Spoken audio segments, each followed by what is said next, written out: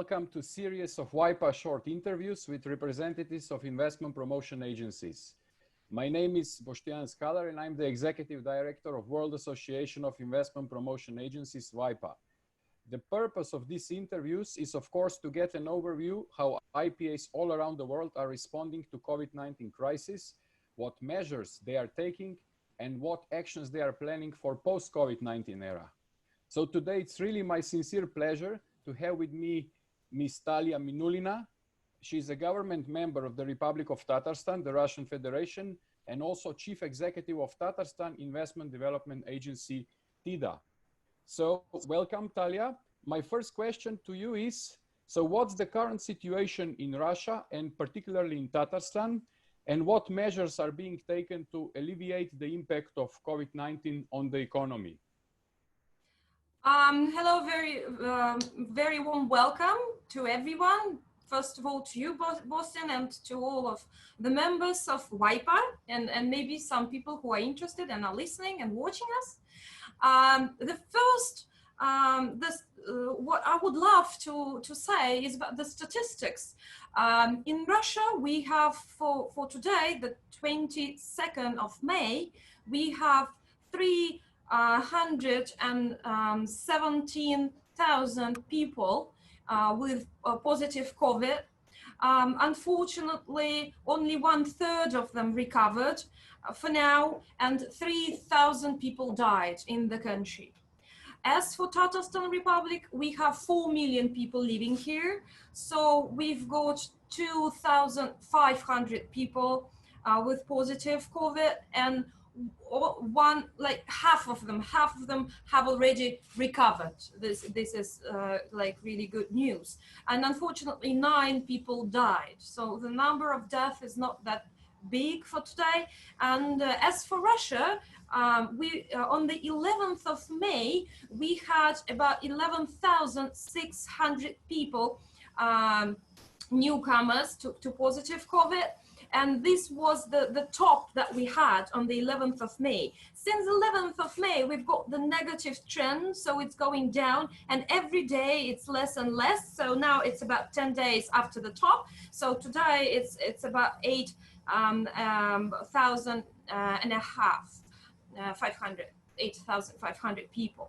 So these are the figures that we have. What did you do as first measures, let's say, to alleviate this?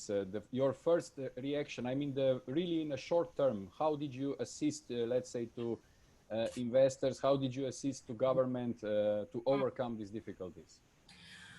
Well, in March, when it started spreading over the country rapidly, we happened to organize the quarantine all across Tatarstan Republic as a government, with a special local laws that we specially designed for this period of time. And one of the first measures was the website, the public website that we designed and organized for our population, because today we've got the infodemia, right? So it's like loads of different information and different resources, and people, they don't know where is the truth.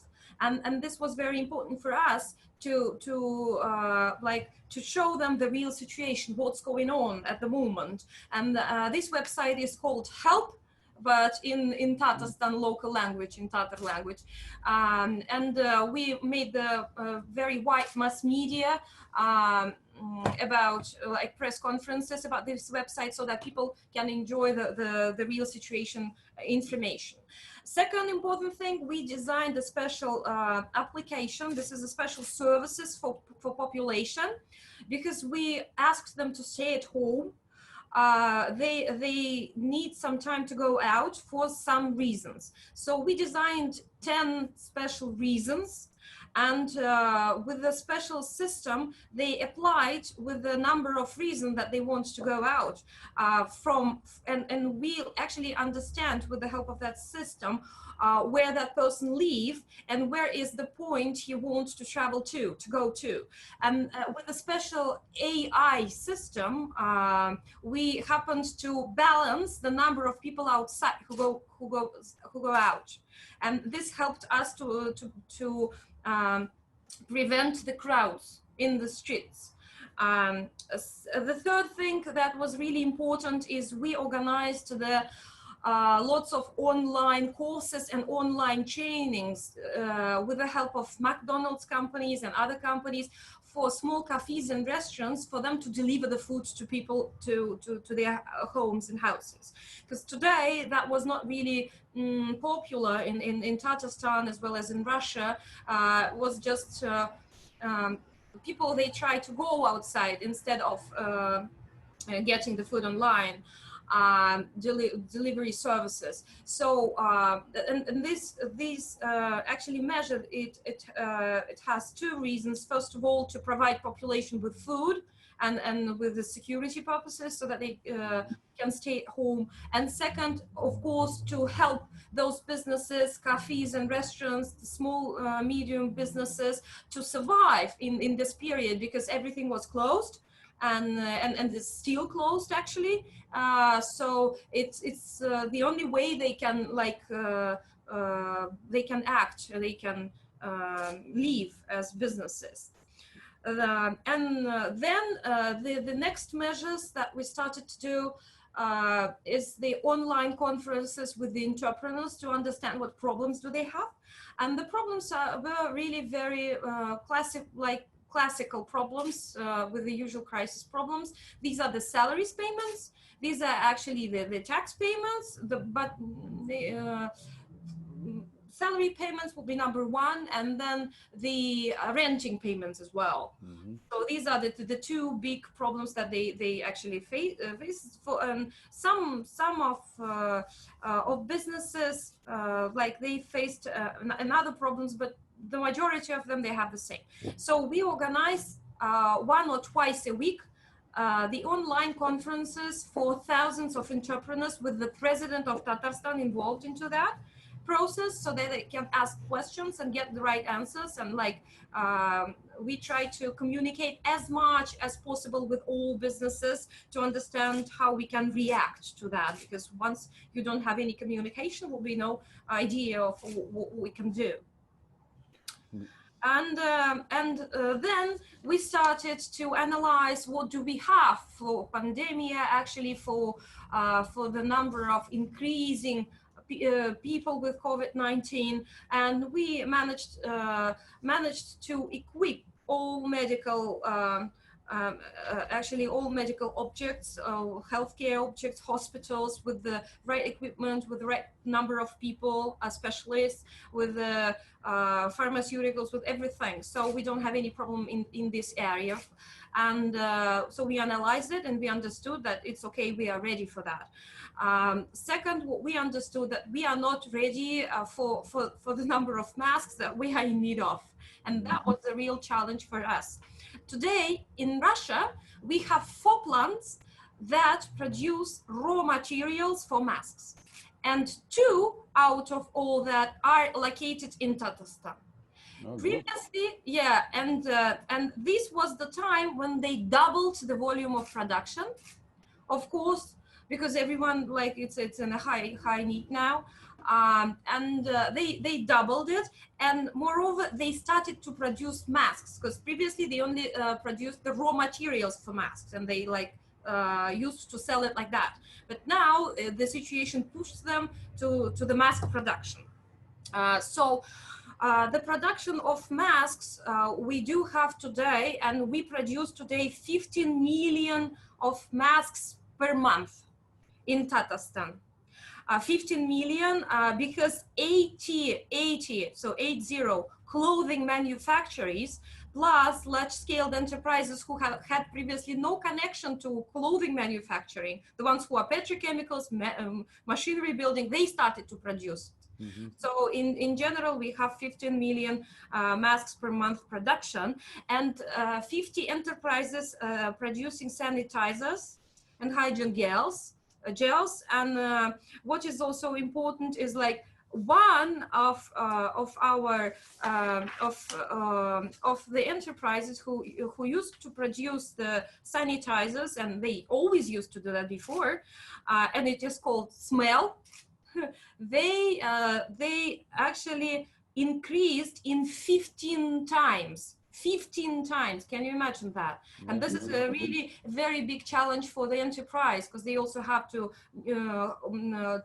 hire new people, to get new raw materials, more raw materials, the volumes and the production lines and everything. So now they produce this only small enterprise, they produce 6 million sanitizers per month. What I hear from you, Taliya, is that you acted very promptly, and especially what I liked is you said in the beginning you made it transparent to the audience. This is what I like, that the people understood the real situation. So now I like to hear always that the investment promotion agencies are actually active and they are shaping actually the future and assisting to investors and to government. So now I would ask the second question. So you as the leader of an IPA, so what's your opinion? How will the field of investment promotion be shaped in the long term? And why may investment promotion agencies need to adjust their strategies and use this as a chance rather than a challenge? Well, the positive thinking side is always the basis of the success, I believe, actually in every single sphere all around the world. And this goes very well with what we've just mentioned about the challenges that we meet and using it as a chance. We have some enterprises and some investors who are enjoying the situation in terms of sales, in terms of the increasement of volume of production. But we also have, for the last 2 months, we have 1,500 new entities that were registered. And I think that for IPAs, it's a great chance to reshape what we are doing, and including internal business processes, because the IPA activities, like daily basis activities, so to say, they are very much connected to conferences and roundtables and traveling all around the world, whereas today we cannot travel. And if you cannot travel, you have to work in the office. If you work in the office, you have to, on a daily basis, to improve the work, your work, internal work. And this is how we started to develop new digital systems.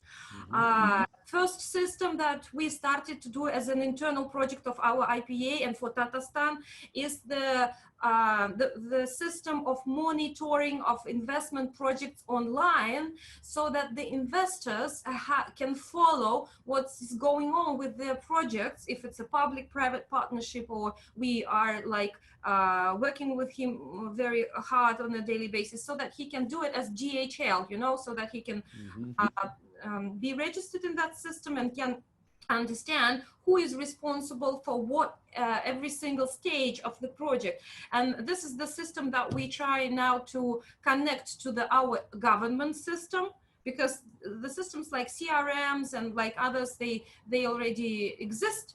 And we use some of them, but when you have lots of different information systems, it makes difficult and complicated for all the participants of investment processes. So we try now to balance and to synchronize the e-systems that we have, and this is something that I think all IPAs should do now to improve their relations with investors, and also we also organize online webinars, conferences. So we reorganized the planning for the whole year of the events that we were supposed to do offline. Some of them were just rescheduled for the next year, but some of them they are now planned as an new online version, so to say, of those. And it's also actually this work also have many positive things in it, so that when when it is an online, it's easier to understand who is interested in what, who is doing what. It's easy to control people in online conferencing, and it's like make them really easy to communicate and to get the feedback from them also easier. People are more involved into the Q&As usually because they are not afraid of public to stand. They can sit sitting and like, yeah, they can ask the questions. So many things, and it's cheap. And what it also, it's much cheaper to do it online for budget and for our budgets. Do you think this will be more the future? I mean, it would become a new normal, like being, or people will still meet and go to conferences? They will still go to conferences, of course, people will still, but it will be more hybrid scheme, so that will be organized. Some of the events still will stay online and people will used to that because of this period of time that we now do that. And it's also very good for ecology, because we don't print lots of materials for the conferences of thousands of people coming. They don't pollute the air with the transport and everything. So it's very much connected to ecology, to my mind. And I think that it's really good to do it online in this case. And also, we don't have to pay so much attention to the form, to the design, so to say, of the conferences. And it's much more focused on the content itself and on the experts itself. So the content is more important. And I think that it's also a positive thing. Definitely. My last question would be, you mentioned slightly already, you touched upon this topic. I guess we both agree that IPAs are becoming more and more important in these difficult times. Mm-hmm. How do you see, for example, a connection and of course the relations between IPAs and other institutions, not necessarily only external, but also internal within your, let's say, system? So in general, how IPAs should communicate with outer institutions or within other institutions within the government, and how do you see the role actually of IPAs really in the future with this perspective? Well, I think that the roles of APA would be even like higher, so to say, because IPAs are the main communicators, so to say, in between all of the different stakeholders of the investment processes. We have to communicate with the different ministries and like the prime ministers and presidents, with the investors, with the business people, with population as well. So it's like a very complicated process. And I think that the more efficient the communication is organized, because I know lots of examples when people were not communicating to each other, and it happened to be very bad for the territory. Whereas if the synergy effect we only have when we all are together, and I think that you know, they say the friend in need is a friend indeed, but I think that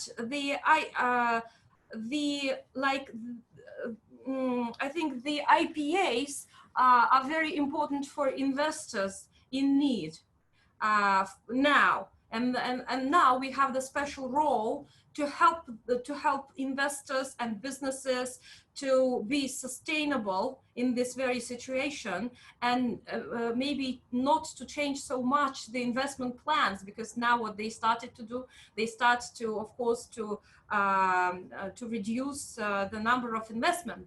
And according to UNCTAD, in April, they had the last report, if I'm not mistaken, and that was 30% reduction. More. Yeah, or even more. So in general, we have to be very focused now with the relations with our investors. Because some of the companies, they happen, like Turkish companies in Tatarstan, Chinese companies in Tatarstan, they happened to do some sponsoring programs during pandemic, and that was really very good for us. They like showed themselves as a very socially responsible companies. And we were really very glad with that, and we also helped some of them to organize those sponsoring programs. But they suffered as well as all of us. But I think this is going back to my issue, to my idea of positive thinking.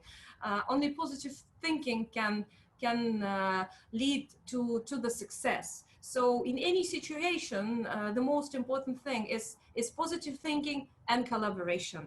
And I think that all our IPAs, they should use this opportunity to promote themselves as we are doing that. Exactly. So, you have even the masks that is Invest Tatarstan, I can see. And Yeah. what I actually hear from your last sentences is actually that collaboration matters with whomever is engaged in the process, with any relevant stakeholders. And I like the idea of positive thinking, and especially like investment promotion agencies are becoming really important bodies.